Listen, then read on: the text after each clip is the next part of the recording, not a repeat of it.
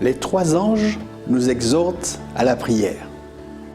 Nous voici arrivés au 5e jour de nos 10 jours de prière et nous voulons examiner le thème « Une vie d'obéissance et la prière ». Nous avons auprès de lui cette assurance. Si nous demandons quelque chose selon sa volonté, il nous écoute. Et si nous savons qu'il nous écoute, nous savons que nous possédons ce que nous lui avons demandé, nous dit l'évangéliste Jean au chapitre 5, versets 14 et 15 de son évangile. Nous sommes impuissants, mais lui est tout-puissant. Les 3 anges nous appellent à une vie d'obéissance. Tel est le message du premier ange. Il annonce « Craignez Dieu, donnez-lui gloire, car l'heure de son jugement est venue » sous la plume de Jean dans le livre de l'Apocalypse, chapitre 14 au verset 7. Le Nouveau Testament a été écrit en grec et le mot crainte utilisé dans ce texte peut aussi être traduit par respect, révérence ou honneur. C'est une attitude de loyauté envers Dieu, une ascension mentale pour être obéissant à sa volonté. Le sage l'exprime ainsi. Écoutons la conclusion de tout ce discours. Crains Dieu et respecte ses commandements, car c'est ce que doit faire tout homme. En effet, Dieu amènera toute œuvre en jugement, et ce jugement portera sur tout ce qui est caché, que ce soit bon ou mauvais, nous dit l'Ecclésiaste au chapitre 12, versets 13 et 14. Lorsque nous pensons à garder les commandements de Dieu, il est très facile de réfléchir à nos faiblesses, à notre fragilité et à notre incapacité à faire ce que nous désirons au plus profond de notre âme. Trop souvent, nous désirons faire le bien, mais nous ne trouvons pas la force de réaliser ce désir. Et avec l'apôtre Paul, nous devons reconnaître ceci. Je ne comprends pas ce que je fais.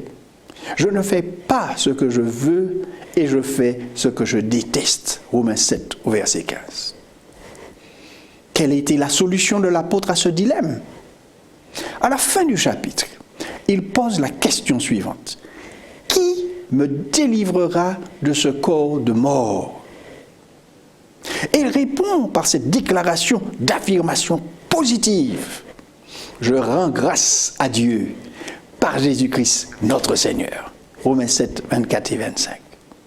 Mes amis, il y a une solution au problème de l'échec constant, de la repentance et de l'échec à nouveau. Paul dit que c'est Jésus-Christ, notre Seigneur. Nous sommes faibles, mais il est fort. Nous sommes fragiles, mais il est tout-puissant. Ellen White l'exprime clairement dans un article qu'elle a écrit en 1887 dans la revue Signe des Temps. Elle dit « L'exemple du Christ nous montre que notre seul espoir de victoire réside dans la résistance continuelle aux attaques de Satan.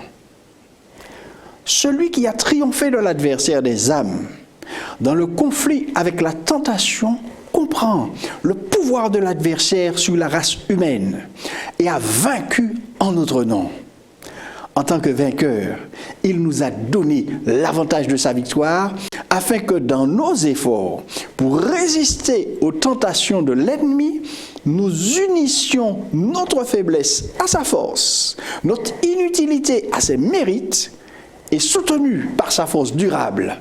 Eh bien, sous une forte tentation, nous pouvons résister en son nom tout-puissant et vaincre comme il a vaincu. S'appuyer sur sa victoire.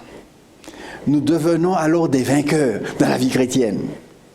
Lorsque nous nous concentrons sur la puissance de Christ et non sur notre faiblesse. Dès le début, dans la prière, revendiquons la promesse telle que Jean l'écrit dans sa première lettre au chapitre 5, versets 14 et 15. Il dit « Nous avons auprès de lui cette assurance. Si nous demandons quelque chose conformément à sa volonté, il nous écoute. Et si nous savons qu'il nous écoute, quelle que soit notre demande, nous savons que nous possédons ce que nous lui avons demandé.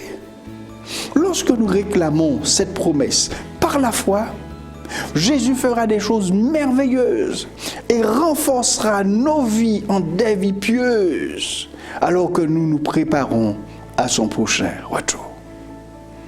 Prions ensemble et tournons-nous vers Dieu. Ô Seigneur notre Dieu, nous reconnaissons que tu es le Créateur, tout-puissant, omniscient. Tu es au-delà de notre compréhension humaine limitée. Et pourtant, tu es plus proche de nous, même que de nos plus proches êtres chers. Nous sommes en admiration devant ta majesté. Nous t'adorons et nous désirons t'honorer par notre vie. Oui, Père, ô Dieu, il n'est pas en notre pouvoir de garder tes commandements, d'être en harmonie avec ta volonté. Seul Jésus peut nous aider. Nous désirons faire ta volonté. Nous désirons être fidèles. Mais nous avons si souvent échoué. Merci de savoir que Jésus a le pouvoir d'apporter la victoire dans nos vies. Nous nous tournons vers lui et nous remettons entre ses mains fidèles. Jésus, nous te demandons de vivre ta vie en nous. Oui, Seigneur, parce que tout ce qui est caché, soit bon ou mauvais, tu le connais. Père, nous réalisons que rien ne t'est caché. Tu connais notre cœur.